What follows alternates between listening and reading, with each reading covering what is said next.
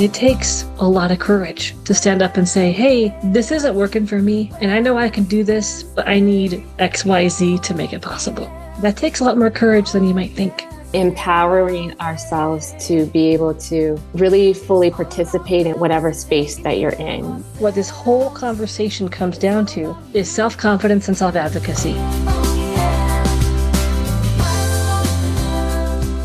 Hey everyone, welcome to Wellness Wednesday. This is Robin Ennis, a licensed clinical social worker in Colorado, and I'm here with my co-host, Beth Gustin, a licensed professional counselor also in Colorado.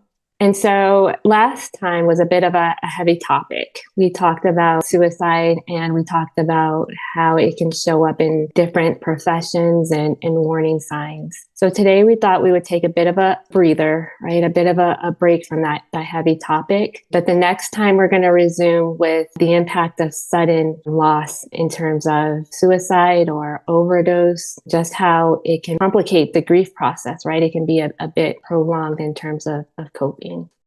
But today we're going to talk more about accommodations in terms of an educational setting. And so if you remember, about a month or two ago, we briefly discussed what it's like to be in the education atmosphere with a disability. And so we're going to talk about what it's like to be in that atmosphere, but also what is it like to be able to collaborate with your professor.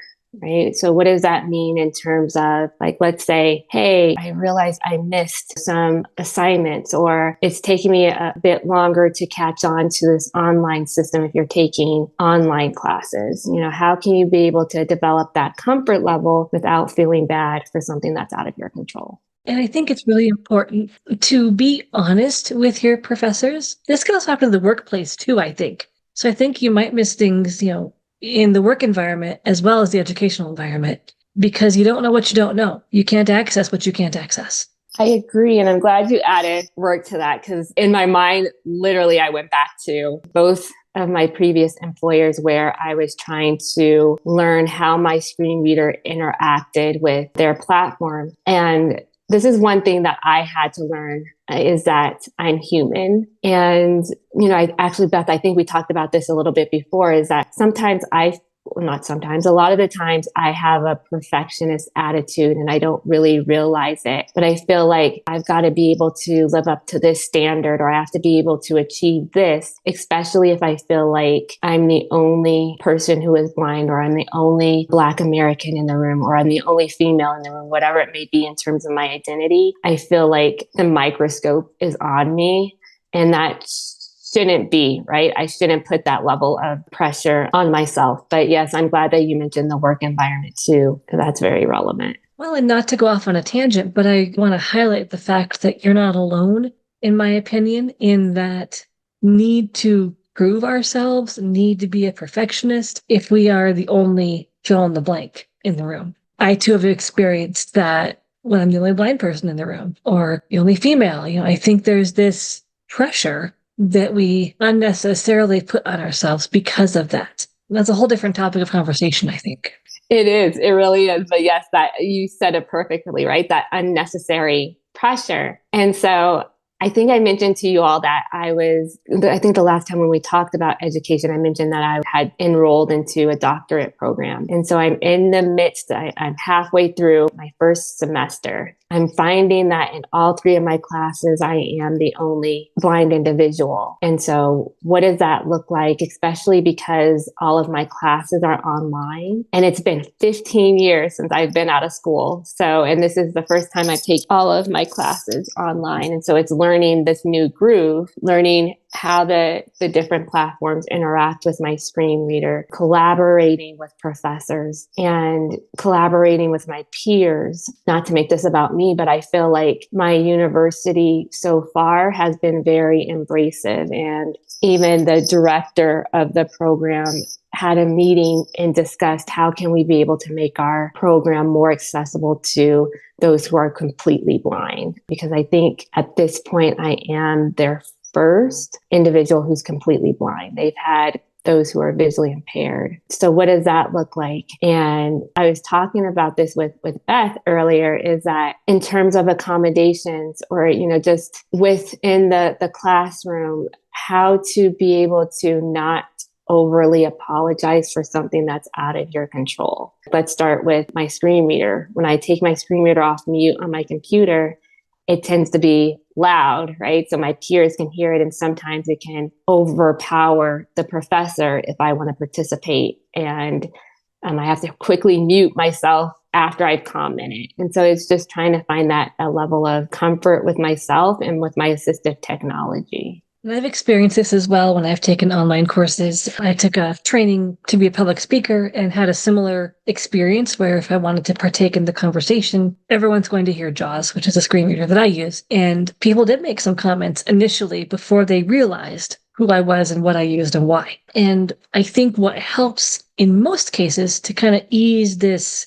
discomfort, for lack of a better word, that at least I experience in those environments, is just to be upfront. Like, hey, this is me, this is what I use. I'll do my best to keep it quiet. But if you hear something, I'll usually make a joke about it. That's, like I'll joke that if you hear someone that sounds like Stephen Hawking's on speed, that's my screen reader.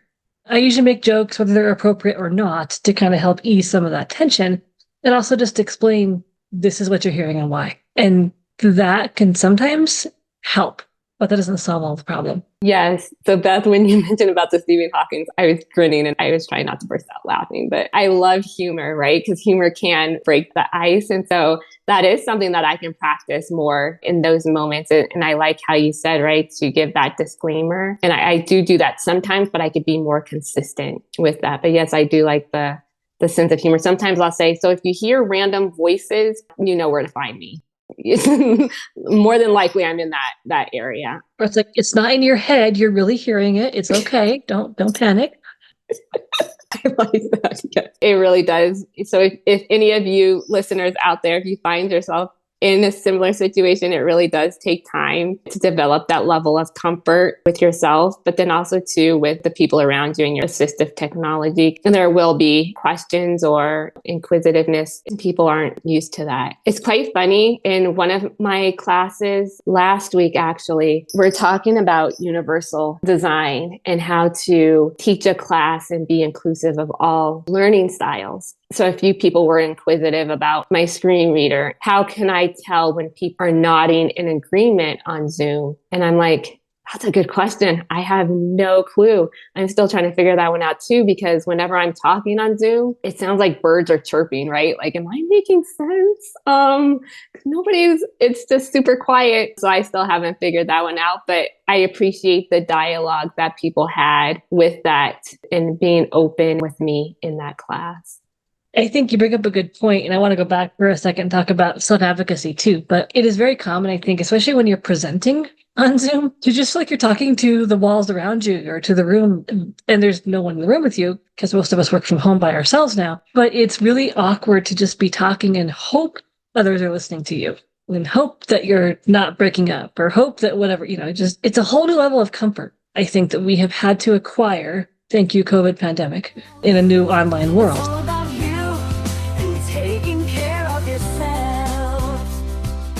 I want to go back for a second and talk about self-advocacy, because I think what this whole conversation comes down to is self-confidence and self-advocacy, and being able to have that comfort level with ourselves to be able to talk about, in this case, our visual impairments or whatever disability you might have that is going to impact how you are successful in the workplace or the classroom, and having that confidence to speak up and say, yes, this is who I am. This is how I do things. This is what I'm going to be doing so that I can be successful, and being able to just talk about that openly, honestly. And the more we can do that, the more respected and well received we're going to be. Right. I wholeheartedly, everything that you said is very true. Empowering ourselves to be able to really fully participate in whatever space that you're in, trying not to shrink away or trying not to bring the attention to you, but rather be an equal participant. Know that you are in that room for a reason. You are very much qualified, whether it be work or school, just like anybody else. And it's expected, and it's okay for you to be able to ask for what you need to excel in the class. And again, it goes with collaboration, whether it's a manager or a professor. I feel like we teach other people how to treat us. And so you don't know what you don't know. And so I think that it's important for us as learners to be open in the learning atmosphere by trying to figure out what we need and being willing to express those needs, because also too, people aren't mind readers. So you have to be patient and open to talking about it. I think is a little bit harder is the exhaustion that I think can so readily occur when we are advocating for ourselves, and the energy it takes to be confident, no matter what the situation. But I'm thinking about those of us, I'm kind of speaking from my own experience a little bit here, but those of us who did advocate and our needs were not met. So then what do?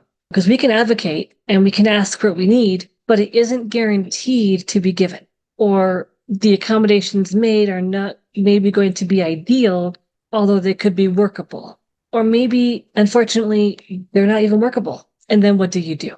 And so I think it's important to kind of know your own limits and know how much you're willing to tolerate, so that when you decide, okay, I've advocated a lot for myself, I'm not getting anywhere, what are my other options? Is it a different job? Is it taking things up the chain of command? Is it maybe looking at a lawsuit? There's so many directions here, and I don't want to turn this down a weird road, but I just want to kind of highlight the other side that isn't always so pretty when it comes to advocating for ourselves and some of the responses that we get.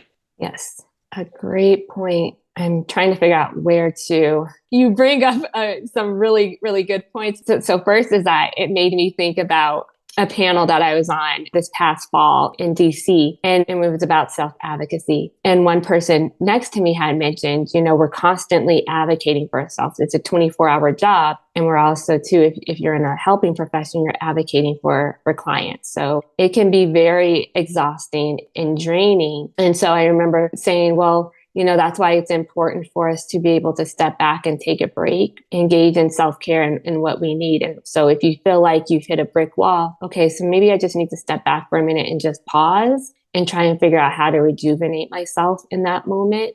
And that does mean, recognizing limits, okay, well, where do I go from here if this isn't working out? I also too think that it's important to recognize achievements. So although you may not have, the original goal may not have been accomplished, but look at the courage, look at the steps that you've taken to stand up and advocate for yourself. I think that that's important. And so Beth, you also too made me think about a client that I have. He was advocating for himself in terms of accommodations at his job because of his chronic illness. And unfortunately, those accommodations weren't met.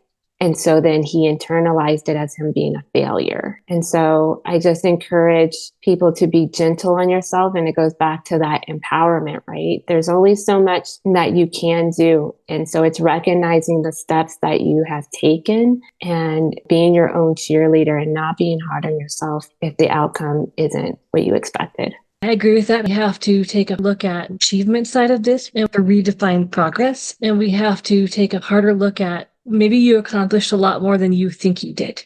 So maybe you weren't a person who had a lot of courage or had a lot of experience advocating for yourself, or you had low confidence and you did step up and you did ask for what you needed. And no, you may not have been given it, but you did what you had to do. You did your part. And there is a ton of acknowledgement that often goes unacknowledged when someone does that. And it takes a lot of courage to stand up and say, hey, this isn't working for me. And I know I can do this, but I need X, Y, Z to make it possible. That takes a lot more courage than you might think. I agree. Yep. So measuring your progress in the steps that you've taken. We all are human. And so the fact is that you keep moving forward and realizing how much you've grown in the process. Well, Beth, is there anything else that you want to mention today? I was just going to say, remember that you're not alone and that you have support. And as always, as we're moving towards winding down this episode, if you have topics you'd like us to talk about, if you've got reactions, responses, anything at all that you'd like us to know about from you, please call and leave us a message, send us an email to Blind Abilities. We do get those. We do respond. And as always, please stay grounded and take care. Yes. Until next time, take care. Oh yeah, Wellness Wednesday with Beth and Robin. Gonna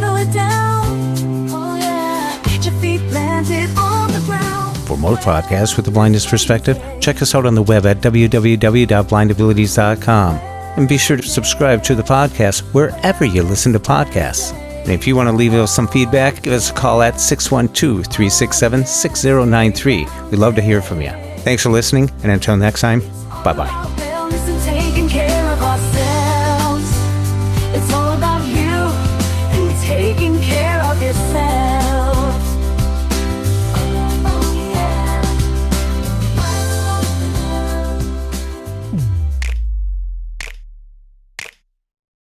When we share what we see through each other's eyes, we can then begin to bridge the gap between the limited expectations and the reality of blind abilities. and the realities of blind abilities.